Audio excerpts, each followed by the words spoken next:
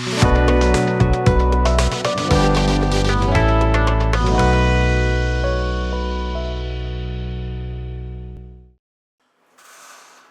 Business channel நேயர்களுக்கு எண்ணியல் நிபுணர் சதீஷ் ராவின் வணக்கங்கள்.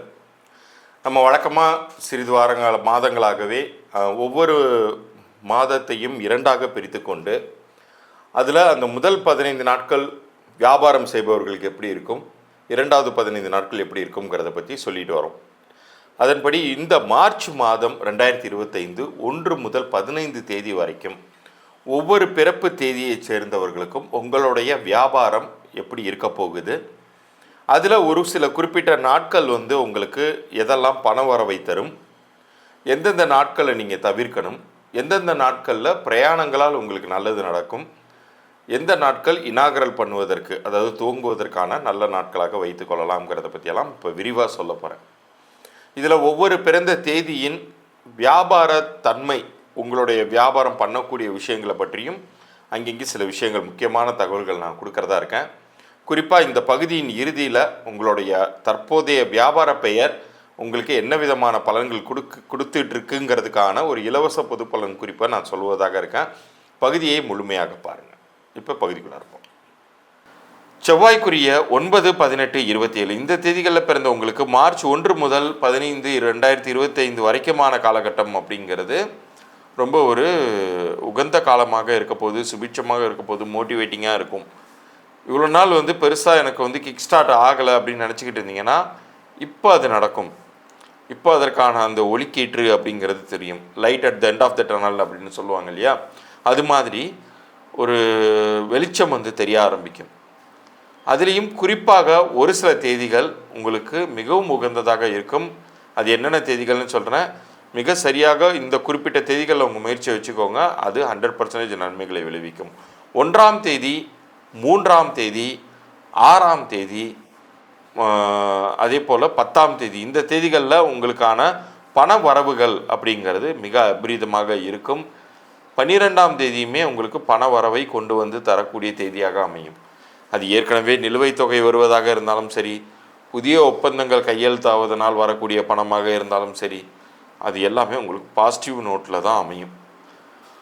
இந்த நல்லா இருக்கக்கூடிய காலகட்டத்தில் நீங்கள் அவசியம் ரிஸ்க் எடுக்கணும்.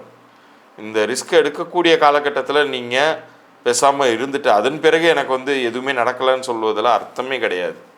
ஸோ இந்த டயத்தில் நீங்கள் எடுக்கக்கூடிய ஒர்க்கு சக்ஸஸ்ஃபுல்லாக இருக்கும், லாபகரமாக இருக்கும்னு சொல்லும்போதே நீங்கள் மைண்ட் லெவலில் ஒரு விஷயம் ஃபிக்ஸ் பண்ணிக்கோங்க.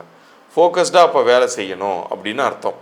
அப்படி ஃபோக்கஸ்டாக வேலை செய்தால் நமக்கு நிச்சயம் நல்லதுக்குரிய ஒரு காலகமாக தான் இது இருக்குது அப்படிங்கிறது நீங்கள் புரிந்து கொள்ளணும். ஒரு சில தேதிகள் என்ன தான் நீங்கள் முயற்சி பண்ணாலுமே அது வெற்றியை தராது. அது எந்தெந்த தேதிகள்னு சொல்கிறேன், கவனமாக கேட்டுட்டு வாங்க. 4ஆம் தேதி 4 மார்ச் 2025, அதே போல் 8 மார்ச் 2025 அறவே தவிர்த்துக்கோங்க. அந்த தேதிகளில் எந்த ஒரு விஷயமே வைத்து கொள்ள வேண்டாம். அதே போல் 13 மார்ச் 2025 ஒரு சில நாட்கள் வியாபார ரீதியாக முயற்சிகள் பண்ண வேண்டாம். தெய்வ அனுகூலங்களால் அதுவாகவே நடக்கும் அப்படின்னு சொல்லுவோம். ஸோ அது மாதிரி தான் இந்த 13ஆம் தேதி நீங்களாக எந்த முயற்சியும் பண்ணாதீங்க. ஏதாச்சும் நல்லது நடக்கணும்னா அதுவாக நடக்கும். பட் அறவே தவிர்க்க வேண்டிய தேதியாக 8ஆம் தேதியெல்லாம் எந்த ஒரு விஷயத்தையுமே நீங்கள் துவங்கிடாதீங்க. அல்லது வியாபாரத்திற்காக எதுலேயும் போய் காசை கொடுத்து ஒரு மிஷினரி வாங்குவதாக இருக்கலாம், ஆஃபீஸ் எக்ஸ்பேன்ஷனாக இருக்கலாம். இந்த தேதிகளில் செய்யும்போது அது உங்களை மொத்தமாக லாக் பண்ணி விட்ரும். ஸோ முடிந்தவரை அதை அவாய்ட் பண்ணிக்கோங்க. உங்களுக்கு நிர்வாக திறமை அப்படிங்கிறது இயற்கையாகவே உண்டு. ஏன்னா அதற்குரிய ஒரு பர்த்டேட்டில் தான் நீங்கள் இருக்கீங்க. 9ஆம் தேதிங்கிறது என்ன? செவ்வாய்னாலே மதிநுட்பம் வாய்ந்தவர். மந்திரி பிரதானிகள் அந்த காலத்துலலாம் அந்த மந்திரி பிரதானிகள் எல்லாமே 9ஆம் எண்காரர்களாக பார்த்து ராஜாக்கள் எடுப்பாங்களாம், தேர்ந்தெடுப்பாங்களாம். அந்த அளவுக்கு செவ்வாயின் ஆதிக்கம் ஜாதக ரீதியாகவுமே அதை பார்க்கலாம். செவ்வாய் ஆதிக்கம் யாருக்கு நல்லா இருக்கோ அவர்கள் மதிநுட்பத்தில் மிக சிறந்தவர்களாக இருக்கலாம். ஆனால் உங்களுடைய ட்ராபேக் என்னவாக இருக்கும்னா, உங்களுடைய விஷயங்கள் மற்றவர்களுக்கு நீங்கள் சொல்லிக் கொடுப்பதனால் உங்களுக்கே அது வினையாக முடியலாம். ஸோ அந்த விஷயத்தில் மட்டும் கவனமாக ஆள் பார்த்து நீங்கள் பழக வேண்டும் அப்படிங்கிறத மனதில் வைத்துக்கொண்டு இந்த பாசிட்டிவான மாதத்தில் நீங்கள் செய்யக்கூடிய அனைத்து விஷயங்களுமே உங்களுக்கு நன்மைகளையே தரப்போகுதுங்கிறத புரிஞ்சுக்கும்.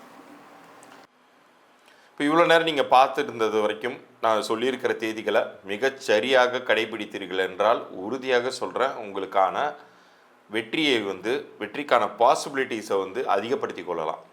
தவிர்க்க வேண்டிய தேதிகளை முழுமையாக தயவு செய்து தவிர்த்துக்கோங்க. உங்களுக்கான ரிஸ்க் ஃபேக்டருங்கிறது ரொம்பவே கம்மியாகும். நான் ஏற்கனவே சொல்லியிருந்ததன்படி இப்போ உங்களுக்கான அந்த இலவச குறிப்புக்கான விஷயங்களை சொல்லிட்டு வரேன், கவனமாக கேளுங்க.